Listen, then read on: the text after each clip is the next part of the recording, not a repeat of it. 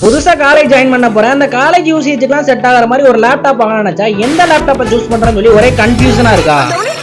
வாங்க உங்களுக்கான சொல்யூஷன் இந்த வீடியோல இருக்கு. பொதுவா காலேஜ் ஸ்டூடெண்ட்ஸ், அதுலயும் குறிப்பா இன்ஜினியரிங் ஸ்டூடெண்ட்ஸ் எல்லாம் லேப்டாப் வாங்குறப்ப என்னென்ன விஷயத்தெல்லாம் நோட் பண்ணுவாங்க அப்படின்னா, ஃபர்ஸ்ட் ப்ராசஸர். இதை எப்படி சூஸ் பண்றாங்கன்னா, ப்ராசஸரோட மாடல் நம்பர்ல KUPH அப்படின்னு சொல்லி நிறைய லெட்டர்ஸ் இருக்கு. இதுல H அப்படின்ற ப்ராசஸரை சூஸ் பண்றது நமக்கு ரொம்பவே பெஸ்ட், குறிப்பா இன்ஜினியரிங் ஸ்டூடெண்ட்ஸ்க்கு.